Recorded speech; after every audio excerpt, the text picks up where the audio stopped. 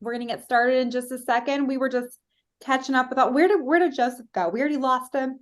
Get back. It's coming right back. Give me like 2 seconds. Sorry. Things happening at once. Keep I them in apologize. line. I love it. Oh my gosh. I think we're going to have so much fun today. We have an awesome webinar full of all the top beauty school experts from around the country, all in one webinar. So I know that we promoted this webinar through Beauty School's marketing group. I know Leadsquared has been getting out there. If I know Oozle, they've been telling people about it.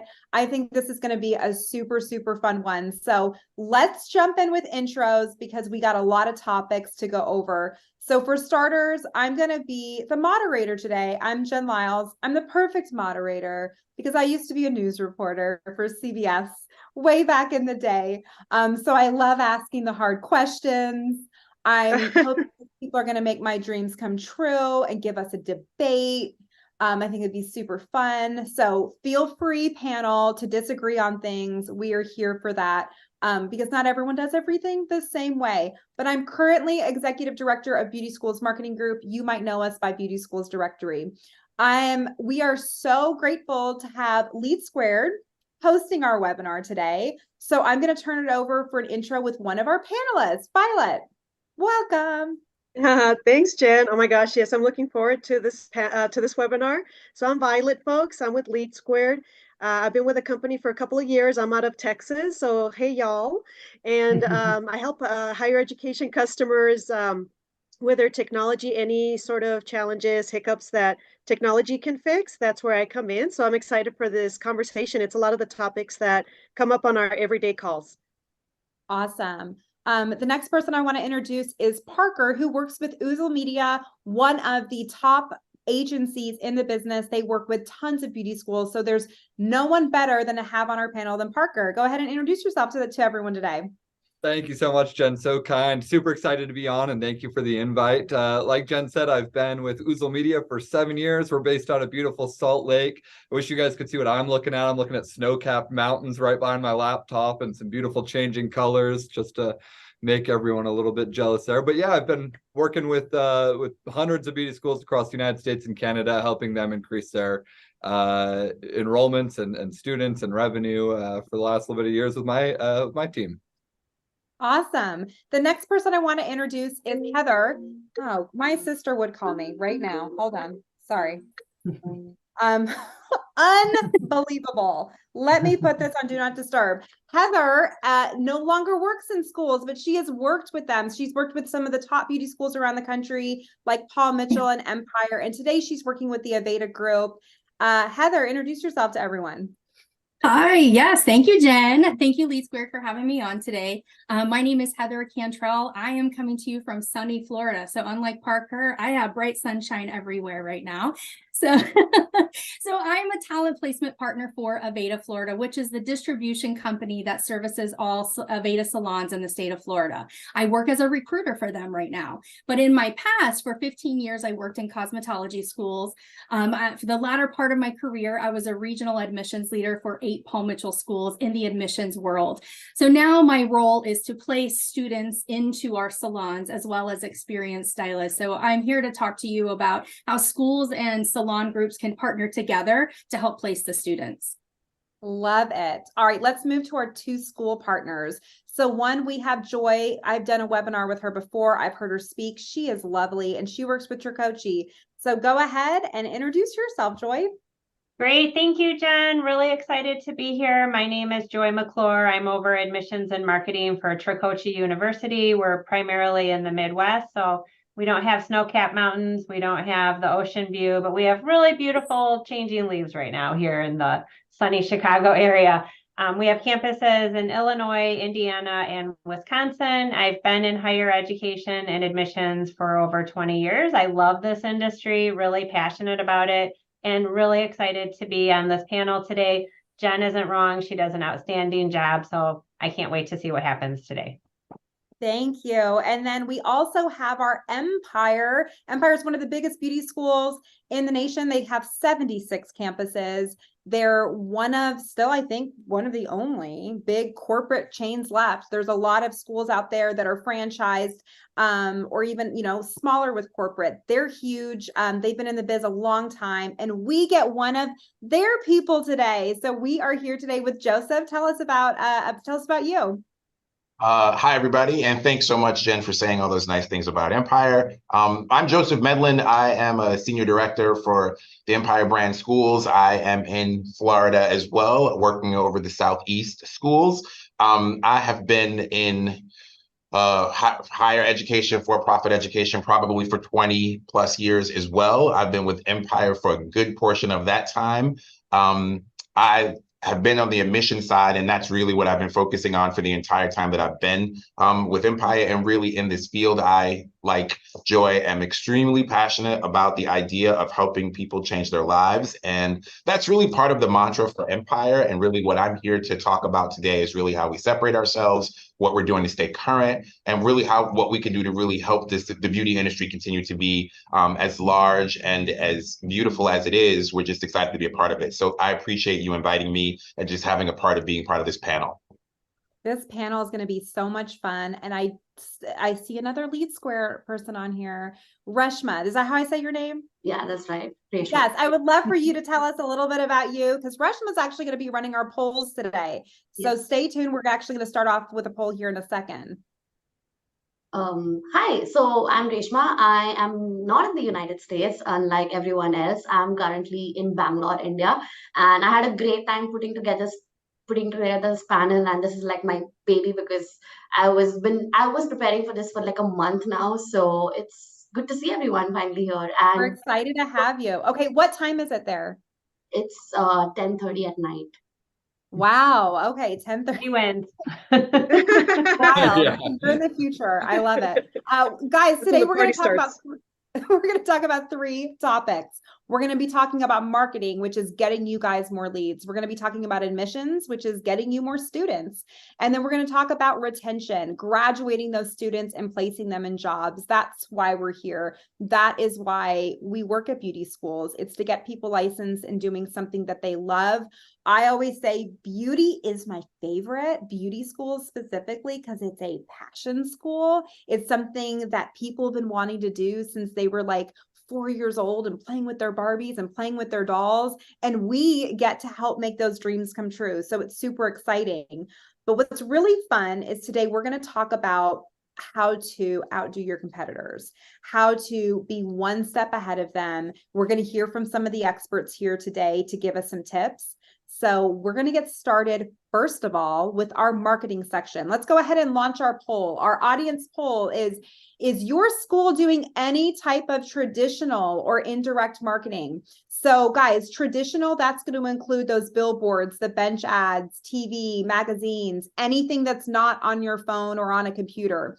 And then what I've been seeing over the past several years is a shift to 100% digital, no longer doing the indirect. So we would just love to hear from you guys. What are you doing? And we're going to give you just a second, and then we're going to show those results, and then we're going to jump into a discussion specifically about that. All right, we're going to go in 10,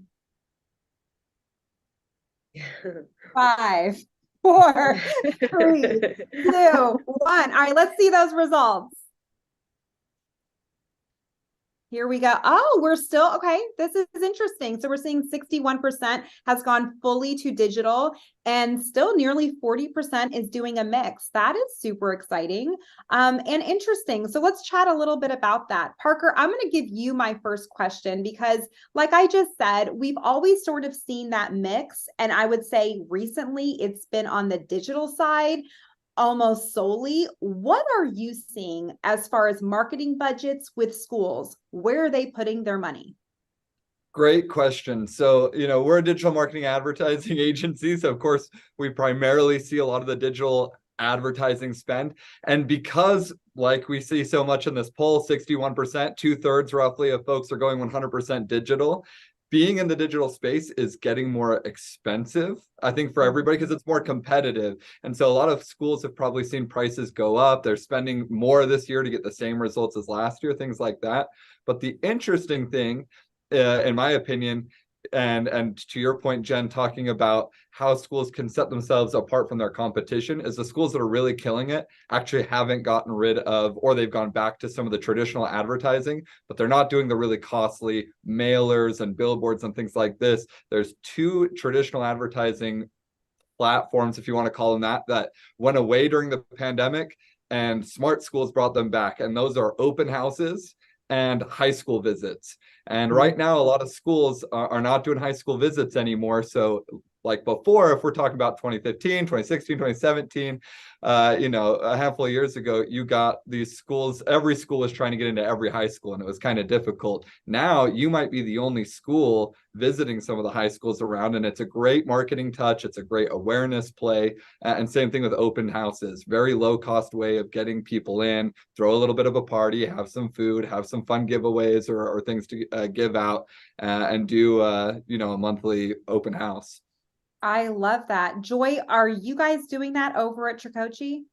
Yeah, I couldn't agree more with Parker. I'm not trying to, I know sometimes it's more fun when we disagree, but in this case, I do 100% agree. Yeah. We aren't doing traditional in the way of television or billboards or anything like that, but we have 100% brought back the high school market. We even did it during COVID. What I think is smart about that is it's a group that replenishes itself. Think about a crop. Obviously, we have a new group of rising seniors every single year. So it's something you can really 100% rely on. And because there aren't a lot of schools out there doing it, we are one of the only schools in our area that are attending the high school visits. It's really made up probably 25% of our starts this year is the high school market. And it's not really costly. Parker's right about that. I think the price of eggs went up 100%. The price of leads went up this year. I think we all could agree there. So it's a great play for getting your name out there, reputation building. In terms of events, we don't do one every month, but we do have a lot of our interviews conducted virtually still. So we definitely have those opportunities for people to come in and experience the campus, whether it's shadowing for a day. We do have big events periodically throughout the year where we invite them to come in, but that's really a coupled event that partners with the school. So it's an opportunity for the students to really showcase their talents to prospective students, and that helps boost morale at the school level too. So those are our two main ways of doing it. Let's talk about high school visits then for a second, because this really wasn't on our outline, but now that we're going there, I want to chat about this just for a minute. I'm kind of hearing nationwide, there's this shift. There's a shift in how people look at career schools, beauty schools, straight out of high school. And so I would say back in like 2015, 2017, a lot of beauty school recruiting was these second career people. It was these millennials who had gone to traditional college, hated it, dropped out. Half of them dropped out, and they decided to finally follow their passion. But today that stigma is kind of like dropped. And I find that a lot of high school students are graduating and going straight into beauty school. So that, first of all, is a great place to be. But Joy, are you guys then seeing the same thing with your population, it getting a little bit younger in that way? Yeah, we still have some career changers, especially maybe from the healthcare industry that then will move into the aesthetics program. That seems to be a pretty traditional path. But no, 100%, way more first time going to school right out of high school coming in the door. And the parents are very supportive today, which is a huge shift in the industry. I couldn't agree with you more. I think it's a compliment to the beauty industry as a whole and how relevant it is today, and how it has evolved from just a position that maybe single moms could do way back in the 70s, right? This has always been an industry that's been open to everybody. And I don't think that has gone away by any means, but I think it has evolved into something much larger and has been attractive to different individuals than it was in the past. And I think that's a testament to the industry as a whole. So we're really proud of it. We love working with the high school students, the guidance counselors, putting together articulation agreements. I don't think there's any bigger compliment than an articulation agreement with a high school that recognizes the value of this and what we can provide to their high school markets. So yeah, let's not forget about high school. And what I want to remind everyone on here when it comes to some of this traditional stuff is there's not always a direct, immediate ROI. right? That like, we're so used to seeing, I spent this much on Facebook and I got this many leads and I got this many students. I spent this much on Google, like same type of thing. It's different when it comes to a billboard, a TV ad, any traditional, like you don't know exactly how many leads that brought in, but same with high school. And I think admissions reps are sometimes like, screw it. Like if they're not going to start next month, I'm not going to waste my time with them. And I think that's why they're not going to high schools, because sometimes you are nurturing sophomores, juniors, and you're just like, I want the next class start. Which can be so dangerous. Joseph, how do you feel about that? Do you see is Empire active in high schools today? And is that an important part of your marketing strategy? It actually has always been an important part of our marketing strategy. So I can't really say that it's changed, but I can agree that our population has changed, where the amount of high school students that are, or recent high school graduates that are entering our campus is definitely higher than it had been in the past. In the past, we really just focused and saw high school students during that traditional time that they're going to graduate, which is going to be between June and August, right? Or June and September. But now we see them throughout the year.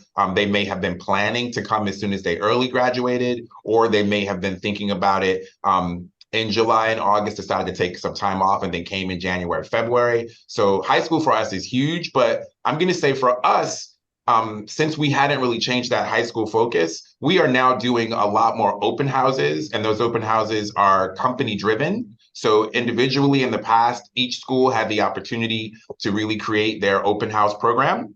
And so now we as a company are branding those open houses throughout our schools across the country at the same times, which really allows folks everywhere to be able to, get into a school or get into an Empire at the same time, or tell their friends, because now we have friends everywhere, right? Based on social media and the people that are following us, we can point out what we're doing and do it at the same time wherever they are. So it really has given us an opportunity to build that level of connectivity outside of just our local market, but in all our schools at the same time, talking about those successes they're having with those open houses. And those open houses for us now are themed. So everything that we do falls into something that's going to be of interest to the prospective student. We find ourselves doing polls on what type of events they'd like to see, what type of events are going to really excite them. So when they're coming into our campus, we're creating a themed open house that's going to really speak to what's important to them, so they feel connected from the time they walk into the door.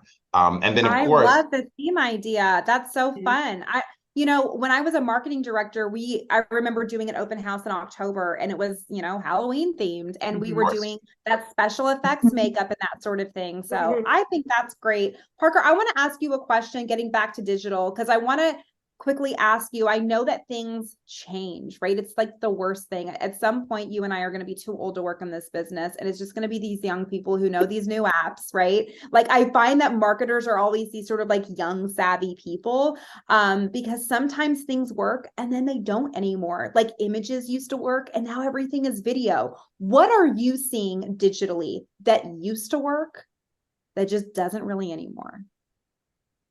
Yeah, that's an interesting question. It's actually one I posed back to my entire team when you sent over the agenda, and spurred some hot topics, because it's nuanced, right? Like a lot of people threw around email, like what young folks are looking at email, but we've seen like there are some effective ways to keep leads, and particularly like disengaged leads, like top of mind with email. So it's how some of these platforms have been used, or blogs, right? Like who's reading blogs when they can consume the same 5 points in a 30-second TikTok video and things like that. So it's really just a repackaging, a shift in some of the same old tactics are being repackaged as video content or things like that, or interactive, like quizzes are a big way that you can get people to engage with your brand in a way that maybe wasn't as engaging in the past. One of the biggest parts of our conversation was really just not what doesn't work anymore, but what you used to be able to get away with not doing that you have to be doing now. Before, it was really okay if you didn't focus on your online reputation that much. Now, young folks are finding restaurants on TikTok, which seems confusing to some. They're not going even to Google business profiles and searches. They're looking for things on TikTok and Instagram Reels. So your reputation, you can't neglect how you're being talked about online. You can't not have video. Video's always been important. It's always worked. but you used to be able to get away with not investing in video type assets. And now I think all brick and mortar businesses have to be to stay competitive. So it's a lot of things like that where I think Love that you brought up reputation though, because like before anyone comes to your tour, they're going to bring up their iPhone and put in their maps and address. And what shows up underneath that? The Yelp review. Like it's like somehow automatically attached. And I just feel like you're right. The first place people go is they're going to, you know, go to Google or they're going to go to TikTok and they're going to do a search and see what people are saying about you. So reputation is more important today more than ever, because someone will blast you. They can take down your entire school, you guys, just by like that terrible review. So kind of a scary time to be in, but you know, the best customer service is still the best way to get a really great review online. I want to now shift to our rapid fire questions where literally I want 10 to 30-second responses on these things. This is open to all panelists. We're going to do this with each section and then we're going to move on to admissions. Okay. So still sticking with marketing. I want quick answers. Whoever says it, just go ahead and pipe in your take on website calls to action. How many options? Too many options? Give them everything. Give them apply now and chat and a lead form. And what do we think? Not for hairdressers, not too many options. We just need to be simple to the point. Let's get the direct feedback. I like. Who else has a thought? Yeah, keep it as simple as possible. You want to be able to not give too many choices, just like on a regular menu, so that they can make the action, not think about it too much. Yeah, your website doesn't need to be the Cheesecake Factory menu. That is for sure. Okay, landing pages versus sending Google traffic to a website. I'm specifically talking about Google Ads PPC. You're spending money on PPC. Where does that click go? Landing page. Thank you. It should go to a landing page. It should go to a landing page. Yeah. And I think websites are almost not as relevant anymore because they do check you out on social media. If they make it to your website, it's probably after they've seen you 3 or 4 times already. So yeah. I would say landing page, but sorry, go ahead, Parker. No, you're good. Landing page. We're team landing page. You're giving them too many options in the menu and navigation on your full website. You're paying to be in front of them. They're not going to be as ready as like someone who's further down the journey. Give them one option. Fill out a form, pick up the phone, whatever that CTA is. Make it simple, make it streamlined, send them to a landing page. Let me put this into very simple terms for our audience today. For every 100 people who visit your website, about 3 fill out a form. That is beauty school average. 3% conversion on your lead form on your website. Sometimes if you're working with a good developer, we like to see 4 or 5, but generally 3 people out of 100. Landers are upwards of 10. And so you're thinking, guys, every time someone clicks your ad, you are paying for that click. Do not send them to your website where there's a 3% chance they're going to fill it out. Send them to a lander where there's at least a 10% chance they're going to fill it out. Social ads, do they work? Hot takes. Trick question. Yes, they work, but not the yes, they work, but not in the way beauty schools want, not the way accountants want them to work. It's not always a one-for-one, this dollar is this lead, but you'll see, we call it the rising tide lifts all boats. If you're going to do social, organic, and PPC will also benefit. There's my short version of that answer. The attribution lift is 100% there. Agreed. Yep. Yeah. So my take on social ads is, one, if your content is good, that's going to be a difference maker. Like if you're just pulling stock video, it's never going to do well. I think anything you can do in-house is better. I think organic is honestly, it's kind of the way to go with social these days. But if you are doing social ads, know that it's more brand awareness and holistic marketing. That might boost your PPC. That might boost your website leads. But you cannot be like, I spent $2,000 on social last month, and this is how many leads I got, and this was how many. If you're looking at your enrollments, it's going to be 1 to 3%. It just is. So we do these things for brand awareness. If you don't have a huge budget, I wouldn't put money toward it. That's my personal hot take on that. Cost per leads. No one wants to talk about this. CPL. It's going up. Up. Yeah. I think every time Google does a change to their algorithm, I feel bad for Parker. I mean, like you must be constantly reconfiguring because we're so dependent on it. And they did a big change in February, March, and wow, have we paid for it all of 2023. So I think they're going up. One more reason to diversify how you're getting your leads, so you're not counting solely on PPC, because it's probably one of the more expensive categories today for that reason, though. So. And remember the poll at the beginning, more and more of your competitors, more and more of other schools are going 100% digital. So you're competing for those 3 or 4 ad spots, but you've got 6, 7 schools all trying to buy that space or whatever in a bigger market. So not only are Google changes driving up costs, inflation, external, economic factors, but just the competition has changed. It is getting more expensive. Are seeing, and I will say Cosmo's the most expensive term out there. Nails is probably the cheapest out there. But our company at Beauty Schools Directory, we recently took our over 1 million visitors a year who come to our website. We looked at the top 50 markets across the country. We kind of averaged the cost per leads about what's going on in the nation right now. Cost per leads for Cosmo on average in the top 50 markets is around $60. There are some areas where we were seeing, in the around $100 per lead. If you're in a very, very low competitive area, not a lot of people spending, you might be lucky. You might be lucky to get a $35, $40 cost per lead. But the numbers today are like double what they were, just a few years ago. So just know you're going to have to put more money into that if you want more leads. And then verbiage. How important is the copy ad writing? It needs to be catchy, quick. It needs to be memorable. So it should stay the same no matter where you go. It needs to have a string, and that's what works. I definitely find that our students, 3 or 4 words are really what's going to get them. These are beauty people, right? And it is social.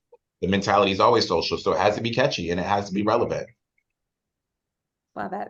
Okay, cool. And then Parker, I will ask you your hot take on that as well. Is Google the Google writing, the ad writing, is that something that schools should be looking at changing pretty often? I mean, let the data speak, right? Like we've got some big accounts who have had we always test new creative against the old creative, and we've had creative can be graphics, but it can also be just the words on the page, and we've got some stuff that just keeps winning out, and it's been 3 or 4 years, and it's, if the data says it's there, even if the school or the client's like, well, this is so stale, if it's converting, it's converting. So you let the data kind of talk. I would say by and large, regardless of the marketing, you should always be trying new things. Always, on whether that's on a monthly basis or quarterly basis, rolling out fresh new content. But again, in the age of information that we live in, you can literally let the data make those decisions for you. So I think don't get complacent. Just because something's working doesn't mean you can't do something better. But if something you wrote a year ago is still working, let it run, let it play out. It's new leads anyway. It might be stale to you because you've seen it 1,000 times, but it's a new lead every time who's never read it. So, and I noticed that too with schools. They're like, oh my God, we've had the same website for 3 years. It's like, yeah, but it's like, it's new visitors that you do realize the same person isn't coming to your website every day, right? Like the lead is changing monthly. Okay, let's go ahead and shift to admissions. Let's get up our first poll. Does your school have appointment setters or even a call center? Yes or no on that one. And then the second one is, I want to know your admission strategies. Please share with us. What is more of a focus?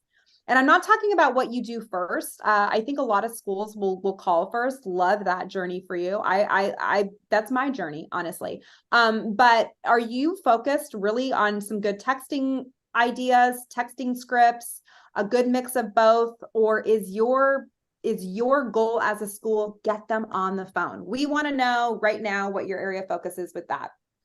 We're going to give you just a few more seconds to fill that out. I cannot wait to see these results just for my own knowledge. All right, let's show them. What do we got? Does your school have appointment setters? So the majority do not have that, which is completely understandable. Most just have an in-house rep that takes that, which is more of a focus. We have a good mix of both, one out on that, followed by text, followed by phone calls. The answers to this would have been very different even 2 years ago. So this is going to kick off a really, really great discussion. Let's jump in. Joseph, you're my first guy here, okay? I'm going to ask you specifically about Empire's philosophy when it comes to getting in contact with a lead. Is it to connect with them over the phone? Is it just to get in contact with them for a tour booked? How do you all feel when it comes to getting in contact with leads? Getting in contact with them over the phone is paramount. We need to make a connection with our student. If you make that connection, they're going to come visit you and they're going to start in your program. So getting them on the phone is actually huge for us. We actually do have a call center. We do have appointment setters. And so that's their world. But I do want to say we also have a text or chat program that ties to talking to them on the phone. So that we know that our student today is not necessarily looking to answer the phone. And so we also, right after that phone call, we're going to send you a text or a chat opportunity so that we can make sure we make that connection, whichever way is going to be best for you. But phone, I'm not going to lie, is paramount. That's where we start. That's how we connect with our student. That's how we get them in our building. Okay, that's fair. Tricoci, Joy, how do you feel about that?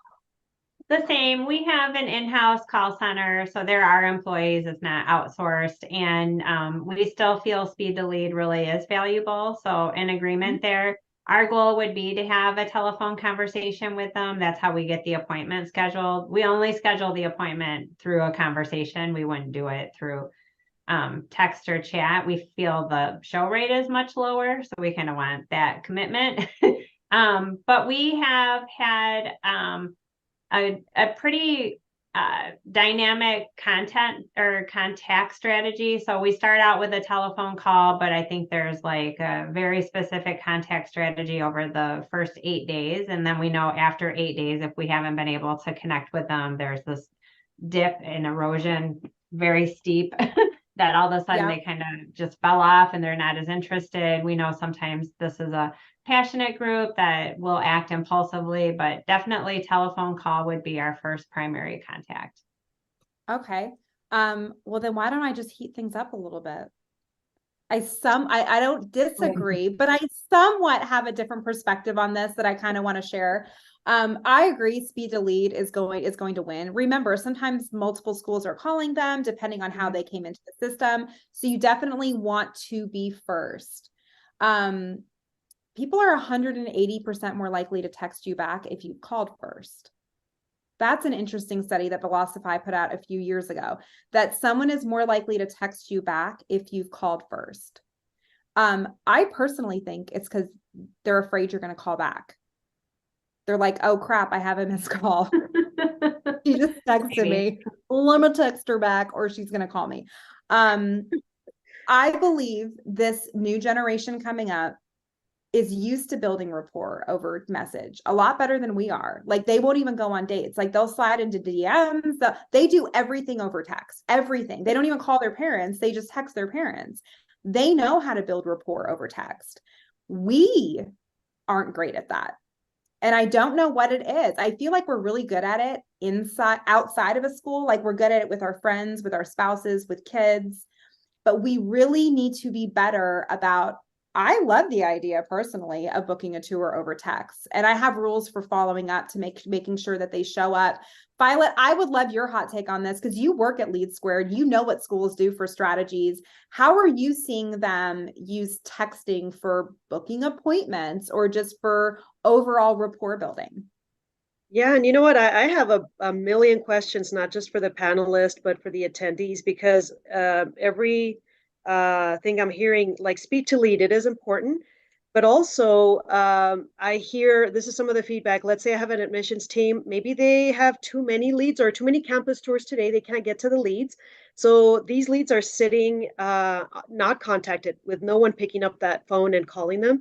So how do you redistribute? But really, it's finding out, having good technology, regardless of who's your technology vendor, to have insights into what's working and what's not working. So if I do see, let's say for us, it's a lead page. So, Jen is constantly replying to those texts, but she's not picking up any of those phone calls. So maybe you do beef up that contact strategy over text and those automated texts that can help you still be on campus tours, but also be communicating. So I'll give you an example. Some of our schools will ask for that automated message. So let's say you're on a campus tour. I can't get to you for another couple of hours. You're going to get a message from me saying, hey, I'll get back to you in a couple of hours. If I don't, that can get redistributed to somebody who can give you that attention, answer those questions to get you to enroll, ultimately to enroll. But really having the technology to back you up, so that you can have visibility, what's working, what's not working, what messaging is working. Does this, you really won't know that my age group when I'm calling, right? When I'm calling for information, but you'll get to sense my age group based on, hey, I pick up the phone, or I'm mostly texting, I'm sending you some messages on Instagram. It's just really getting to know what is working, what's not working, and how do you pivot as your student population changes. So I would always recommend, and I think ahead. you also bring up a point to keep in mind. Most of the people who are on this webinar, and I would say a good majority of beauty schools, they don't have a call center. They don't have people that are able to be all hands on deck. And so, if an admissions department is one person wearing that hat and doing everything, and sometimes that admissions person, y'all, is also helping these people through the FAFSA application, doing all these follow-up appointments. Like, you talk about a one-man show at a campus, which I would say is the majority of smaller beauty schools in this nation. That is hard to be able to be like, I need to call this person every time I get a new lead, when they might be booked with several tours throughout the day. I think that's really where you need to rely on really great texting scripts through a CRM. Does someone engage them and say, hey, haven't forgotten about you. Let's connect tomorrow, or I'm going to be in contact with you shortly. In the meantime, check out this video. Like, I think there's lots of ways we can start to engage. Oh, bring it, Heather. You were in admissions forever. What are your thoughts on this? I have a lot of thoughts on this. My personal opinion is using all forms of communication is key. And one of the questions that I think is missing in a lot of your first initial contact is, what is your preferred method of communication? I think if we're asking that question, even in my role as a recruiter now, it's still going to be essential for us in moving forward and getting that lead to eventually come in for the school tour, or for them showing up for a job interview. I think that preferred method is critical. That's great. Yeah, that's a great point. I agree. Yeah, that's a really good point. Right with what Heather just said, and I really love what Violet was saying. We have a combination contact strategy because of what you said, Jen. I do think we start with our phone call, but we do realize that they do text us back. So we actually have incorporated a chat option on the computer for our reps to be able, just like you check your phone all day, they check their computer and chat option for that student that's gotten back to them. And that automated situation is exactly what we've incorporated also in our contact strategy. But Jen, you are right. If you can check your phone all day as a one person, show as a rep, you need to do the same thing, right? With your system when you are talking to your students. Checking your phone and sending a quick text to say, I'll get back to you, is really what our students, it's what they want. They really don't want to talk to you. They just want the answer. They want the answer now. You reach out and say, I'll get an answer to you in 25 minutes. They'll text you back in 25 minutes. So I definitely think the combination is extremely important because it is important to build that connection, and you only can build it by knowing, as Heather said, how they want you to communicate to them. So I agree the combination is important. Yeah, I think that's great. And let's talk about one of the biggest problems in schools right now, and that's show rates. They're not great. I mean, I think, for the most part, what schools would love to see is a 60% show rate would be ideal. It's different depending on what market you're at, but guys, show rates, if you're having a problem with no shows on tours, you're not alone. Okay, this is super normal. I want to ask Joy about this because I think there is something to be said about that rapport building to get them to show up, but you also don't want to become their best friend for an hour. And then you have nothing to talk about on the tour. Or in your case, if it's a call center, they're building their rapport with someone who's not even going to be touring them. So I would just love to hear your opinion on balancing that, like building rapport, but still shifting to the tour.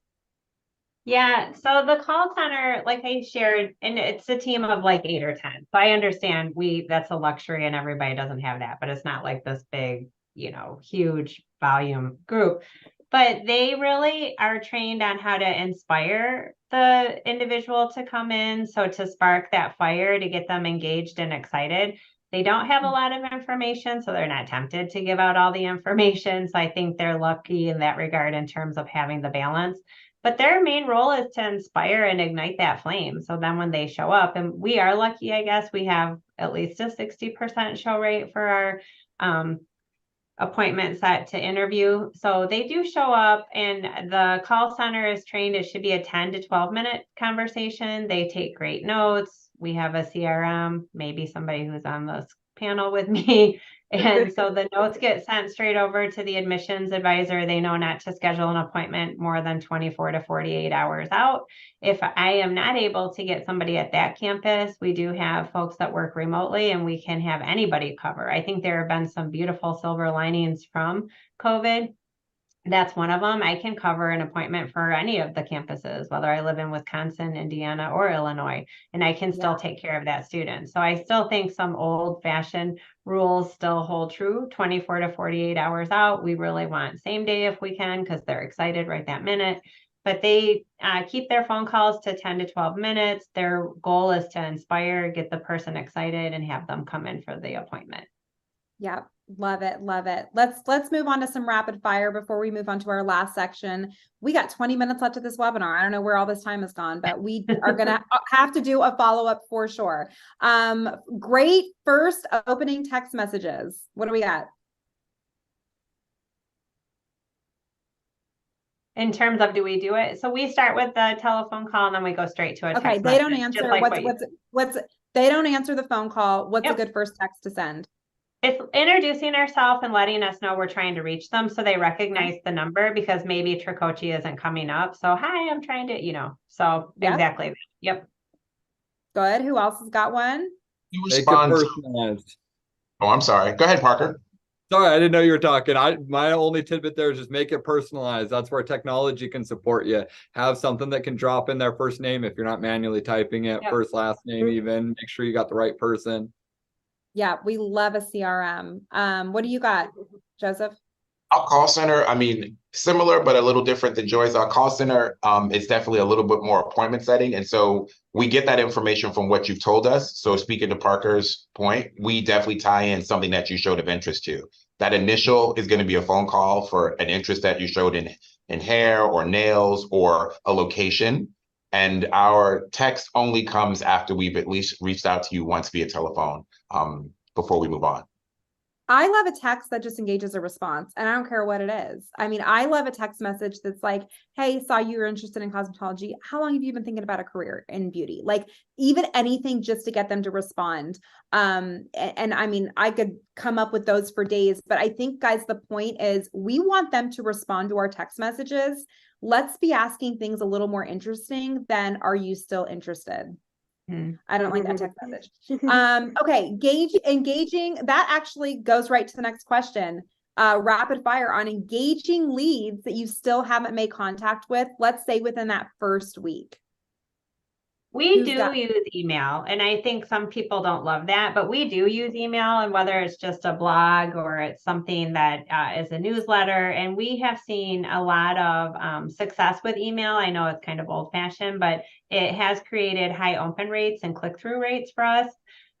So we do use email to re-engage, and I think sometimes if they lost interest for a few seconds, it pops it back up on their radar, and they seem more likely to move forward and down the funnel, if you will. I think that's great. And I love emails that they don't always have to be salesy, you guys. They can just be like informational, like Joy just said. Sometimes you have a really great blog and you're like, hey, or what's the difference between cosmetology and aesthetics, or, just an event going on in your school. I think we are in the age of, this is straight from TikTok. People just want to learn. People just want to be informed about things. So I don't hate email. In fact, I have a 10-day outreach strategy and it includes emails. Go ahead, Heather. I was just going to say, kind of going back to the engagement focus, I think that goes back to all of the topics you brought up. And some of the people on the attendees will laugh because I always focus on engagement. Engagement is key to the show rate. Engagement is key to them, responding to you. You have to constantly engage and strike up the communication that way. All forms of communication. So I love that, Joy, you guys use the emails. Joseph, your team uses the text. I think it's critical, even in my role as a job recruiter. Yeah. You know, and Well, I'll chime in here. Go for it. I definitely think it should be event driven. Anybody that we haven't connected with, we know enough about them, or anybody that hasn't come back, we know enough about them to draw them to an event. So typically for us, it's going to be a text or an email that ties to a text for an event, and it'll be a picture attached to that, so that we're going to show you what that event's going to look like, and then hopefully invite you to come in to see it. So I it like doesn't. that. A tour is sometimes intimidating, and sometimes an event is a lot more relaxed and it's not as salesy. So it's Right. very much like, just come check us out, like no pressure. I think that's great. Who else had something? Yeah, no, I was just going to comment on what Joy was saying, that, you know, the emails still work. And the reason why they still work is part of the nurturing sequence, right? So you might not be ready again, like something came up, call me in January, but that nurturing, that drip campaign, you know, if they see some bus ads, all of a sudden they'll think that the universe called it to them. No, it's just that, you know, it's nurturing. It's that those messages are still coming, and they're still interested, and you don't want them to forget about you, right? Because they're still interested. Now, are they going to go with your coach, or are they going to go with somebody else, you know? So it's about that follow-up and that student experience. That's where that messaging comes in, regardless of what it is, what that contact strategy is for the schools. Yeah. Parker. Another great source of email content beyond just blogs, building on what Joy said, is student work. I love downloading a post from Instagram, copying the caption, tagging that student in the email. It's engaging. It's not salesy. It's not asking them to do anything, but it's something they'll actually look at. And just to add some data to what we just heard from Leadsquared, is I've got a pretty big chain of schools that I'm working with right now, and we do a monthly newsletter that's not salesy at all, and it just goes out to all previous leads who never enrolled. And about 6 to 8% on any given month of leads that come in are people who clicked from the email and filled out a form on the website again. And if you're an admissions person, that's a hot lead. Whatever they weren't ready the first time around, a year ago when they came into the CRM, but now they're re-engaging. Maybe they figured out, you know, the financial side of it, or childcare, whatever was the hang up the first time around. They're likely a very hot lead, very likely to enroll this second time around. And just that email going out once a month with some student work, some blog features, things like that. You know, for a chain that big, 6-8%, we're still talking almost 100 leads a month. With the it didn't really cost anything. No, not at all. It keeps you top of mind, right? Yeah, So like, right. maybe they're not ready now, but when they are, you will be their go-to. And that is Yeah. the whole point. Yep. You're right. It doesn't cost anything. They're already in your CRM. Might as well send them something. I have so many more things.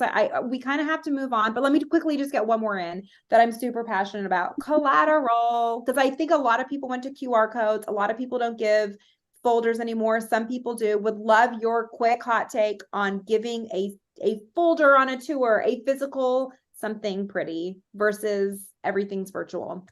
We give something pretty every time we meet someone. We actually have collateral. It's a book. Good. It's full color. It has info on us. It has QR codes. It has the beauty kit that they're going to receive. So collateral wins. They bring it back with them. They give them to friends. They come back in here with it. It generates questions. Collateral. I'm all about it. Are y'all talking about your Edge book? Yeah. Dude, I'm obsessed. I'm obsessed with it. I have visited schools all over the country, and I love collateral anyway. I'm such a collateral. I call myself a collateral queen. I think that it is an admissions assistant. I think that, like, if someone's coming on a tour and then they go home and they're like, Mom, I really want to go to the school. And they're like, oh, really? Tell me about it. And you're like, oh, here's a QR code. Y'all, come on. It's $20,000 to go to your school. Give them a folder, like give them something pretty. And I think Empire has a beautiful one. A lot of schools do. Any other hot takes on that? Yeah, hairdressers, we're hands-on people. You know, I'm a licensed cosmetologist. I want to feel it, touch it, see it, and take it home with me. So I'm on board with Joseph. And I know a lot of cosmetology schools really cater to all the learning types. And if it's not hands-on, they're going to forget about it. So as much collateral as possible. They're going to put it on their counter. And even if they walk by it every day, guys, they're going to walk by it every day. Like, that is your brand. It's a billboard on their kitchen counter. Give them something pretty. You're charging enough to go to your school where you can afford a little folder. And to Joseph's point, like, something pretty is harder to throw away than loose leaf, or, you know, again, just like a single Loose page, paper. 20 pound versus something pretty. Like I'm a hoarder, confession time, and I have a lot of business cards and I hold them. And the virtual ones, like I sometimes will forget about people, but the business cards on my desk, and the prettier, heavier ones, I remember, so yeah, the prettier, the longer they'll hold on to it. All right, guys, that was fun. Let's move on to our last section. We're going to talk about retention in this last few minutes. Let's go ahead and put up our poll. We're going to ask, at what part do you start helping students with their job placement? Is it at the beginning of a program? Is it halfway through the program? Is it right before graduation? Or is it after they graduate that you start helping them find a job? I bet Heather's just like, oh my God, I want to. Let me at ready. it. Should I have an opinion about this one? All right, let's see our results on that one. All right, so we got nearly half at the beginning, 37% halfway through, and then we have a couple that chose the other responses. Heather, can I just get what is your overall feeling on that? Yeah, I'm so happy to see what is happening there. You're not waiting till the end, because some data that I learned this week from Talent Match is that there's only 6% of students are looking 1 month prior to graduation for a job. That means that other 94% are looking from the moment they start until 2 months prior to graduation. Yeah. So I'm so happy to see that we're focusing on that, and as opposed to the very end. So that was wonderful to see. Yeah, that's great. So why don't you share with everyone today as well, since you're the placement expert here, what are some strategies that schools can take for connecting with employers? Yeah, there's so many things to consider when you are planning your placement events, and working in the schools previously, I've planned a number of them. So I really have some great best practices. The first thing that I want everyone to keep in the back of their mind is take your emotion out of it. And what I mean by that, include everyone, because every student is looking they have a different goal. They're looking for something different. So if you have a student who's a makeup artist, invite Sephora. You don't want to have just the same salons over and over and over again. We need to cater to everyone. And what I mean by taking the emotion out of it is take our opinions out. We can't place our opinions on the students to help them find their role. They need to discover for themselves. So if we're informing every single time to every single student of what's out there, they're going to make the best choice. Another tip I have is offer innovative ways. Gone are the days of the table-to-table career fair. You want to have that interactive career fair. Empire and Paul Mitchell schools are wonderful at having those interactive career fairs where the students prepare their models and the salon owners are walking around and asking questions about that work. The students are excited. They want to share what they've done. They want to show off their work. And I love that these schools are allowing the students to be creative. An industry panel. If you're not holding that, you need to start doing that, because they're so critical, because it allows the students to ask those hard-hitting questions, and it's not as intimate as a standard style career fair. So they're a little more at ease with that.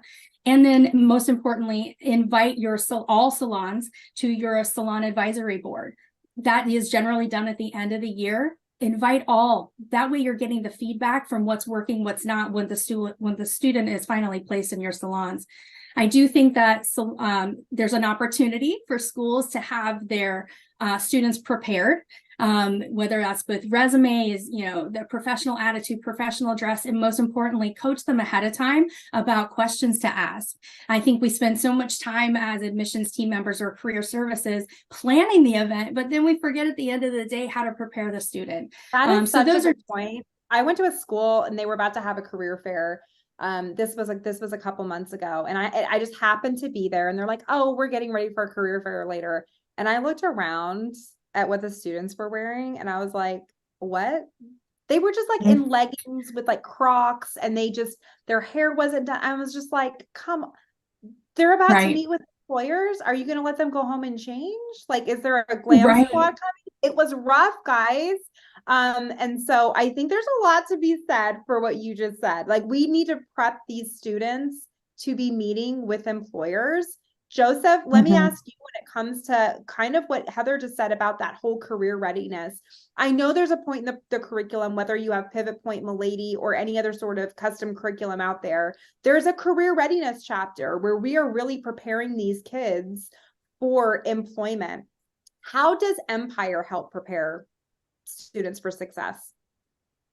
So I would think our answer, according to the poll, that's actually our answer at our schools. So we start at the beginning, we do it in the middle, we do it a little closer to the end, we do it at the end, right? We have a couple of different tools. We use beautycareers.com as an opportunity as well, where prospective employers can post jobs so students can connect and see them.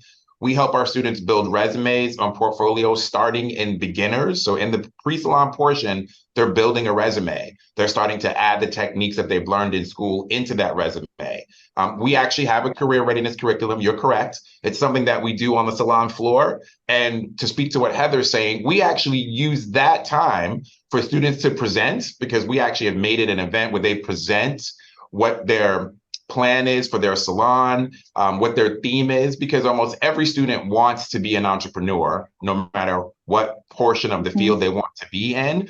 We ask our student, I think the area of opportunity is ask the student, who are the partners that you want to work for? What do you want to look like when you're at work? What do you want to wear? And so we know, we have them put that together when we have those prospective employers in. We do a pre-show, so we see what they're thinking of wearing. We do pick art from Pinterest to make sure it's appropriate. I mean, we really set them up like we're actually going to do a fashion show when it comes to what they look like, what their portfolio looks like, what their mannequin looks like. And that's done from pre-salon. They are invited to the event, so they see what's coming when they become advanced. And then those advanced level students when they're in career readiness. And then by the time we get to our graduation orientation, where we're inviting those employers back for the students that are about to graduate in 100 hours or so, they've already gone through it 2 to 3 times. So now they're on talking to those employers.